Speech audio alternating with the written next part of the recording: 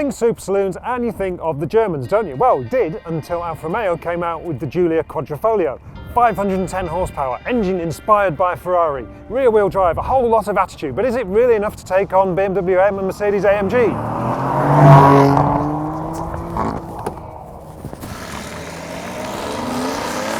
Alrighty then, M3 versus C63 versus Giulia.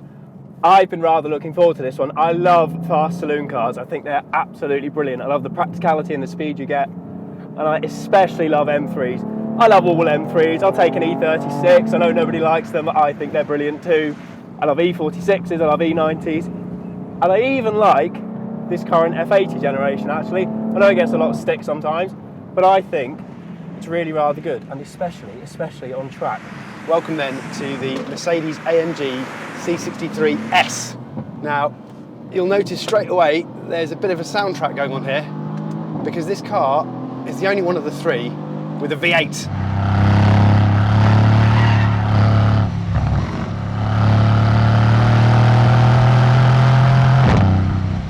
Now, admittedly, it's not the 6.2 litre naturally aspirated lump that was in these cars and was very beloved by most people.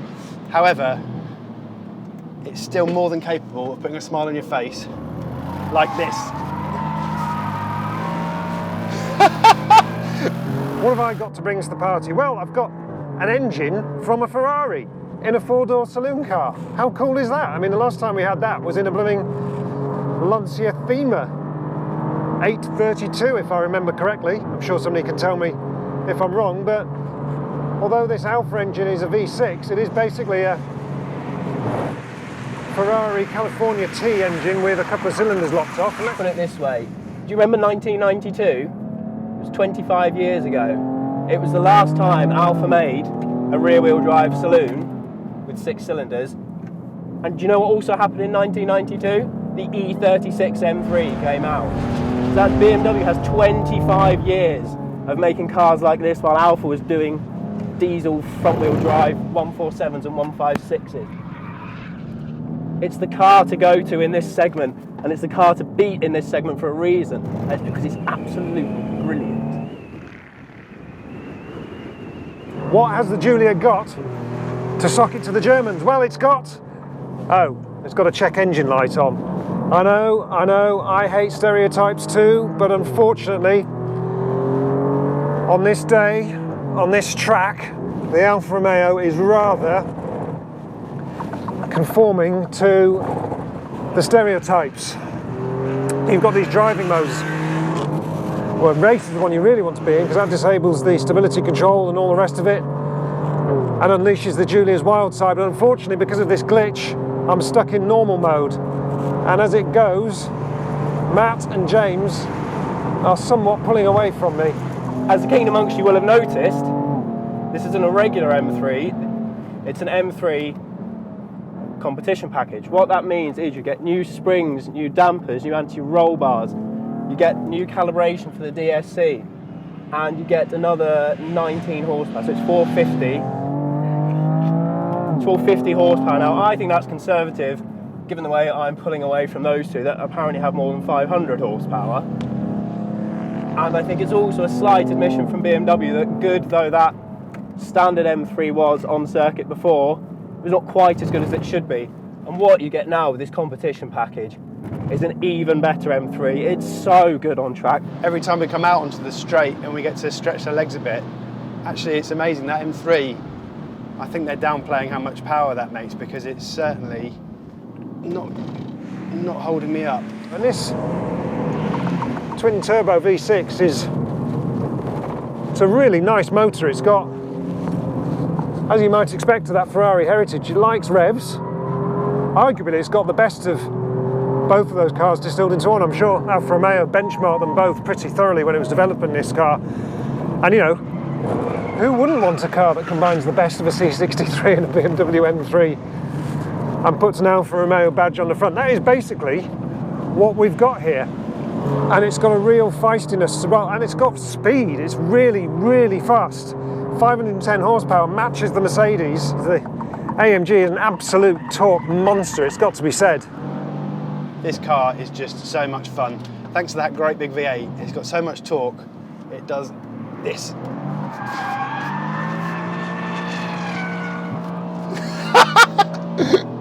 Oh my God, it's so much fun. Oh look, James is sideways again. Isn't he big and clever with his silly V8? I don't know what Dan's doing in that Alfa. I hope it's working. This is the longest it's worked for. I'm sure he's banging on about how good his Ferrari V6 is. But look how far behind he is. What else? You've got a great engine and gearbox combo. I know it's not a V8 that revs to 8,000 RPM anymore, but you can't make those, can you? What you've got instead is this 3-litre twin-turbo straight six, which is really, really eager for a turbo. It's at least the match of those two in performance, and I reckon in response as well. The Giulia is actually the lightest of the three. Okay, 1580 kilos is not exactly slimline, but it's 50 kilos lighter than even the M3, which is pretty commendable. The Merc is an absolute tank, but then you'd expect it to be. But they could be lying, couldn't they? Alfa Romeo are known for doing that. Not officially as light as that. I'm 100 kilos lighter than the Mercedes. And again, it just gives you so many advantages, doesn't it? Under brakes, accelerating, just everywhere. And I have to say, even for the glitch, this car comes so close to showing the Germans how it's done, although I'm looking through the windscreen now and I'm watching James do a massive, massive drift in the AMG. I think right now he's probably a very, very happy man. I'm going to imagine the grin on his face.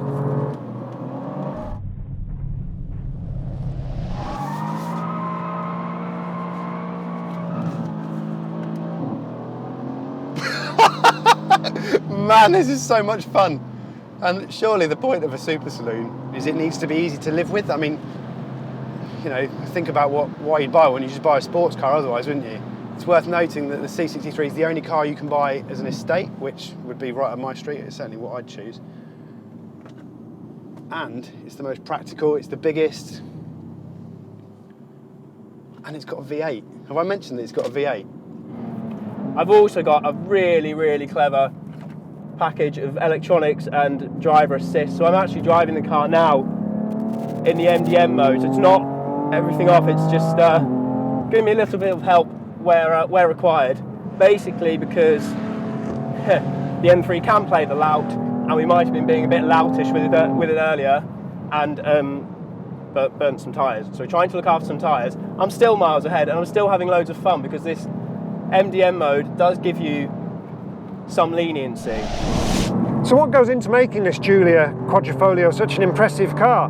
Well, I mentioned the lack of weight. That comes through a load of carbon. It's got a carbon bonnet. You can see the weave just under the scuttle here. That's quite cool. I like that. It's got a carbon prop shaft. It's got all sorts of lightweight panels on it. It's got a proper electronic locking diff, torque vectoring type differential. The Alfa's got proper aero as well. You look, when you're following it, you see it's got a proper diffuser under the rear bumper. This is a serious, serious car. Sorry, struggling to talk a bit. I think Dan may be struggling to see which way we're going because there's so much tyre smoke coming off the back of this. I am, however, having to concentrate quite hard in an attempt to keep up with Matt in that M3. So we get out of there. James is again massively sideways, obviously, and going further and further backwards in my mirrors. I love manuals as much as you love manuals, but being realistic, this is the best gearbox for this car. It just is. You've got super snappy downshifts and upshifts, and you've got real attitude with it as well. They kind of kick through the car. So ready, 6.5, 7, and then up into 4th, and you can feel it jolt through, and it just makes it even more exciting. Right, I'm going to have to slow down because they are miles behind. Miles behind. Ha! How good's your new Alfa now? The Alfa, yeah, for all of its problems, we all came here wanting to love it. I just don't think that you could justify, you know, those problems it's had today are just so disappointing.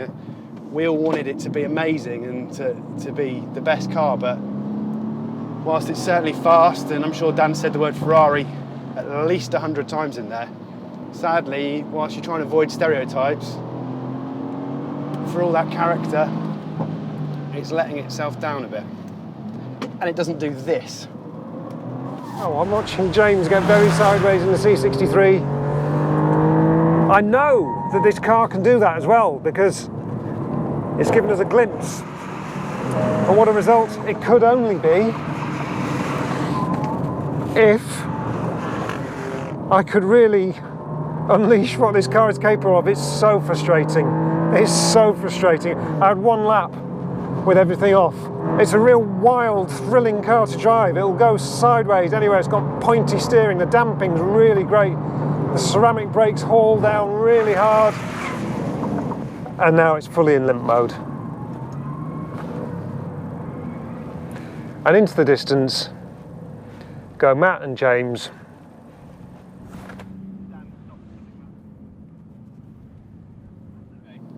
Dan, stop for something, Matt. And there we go. The Alfa Romeo has stopped on the track. I really, really wanted this to be a positive outcome. I really, really wanted the Alfa Romeo to show the Germans who's boss. And instead, here I am on a beautiful day at Anglesey Circuit on a lovely drifty corner, and my car's broken.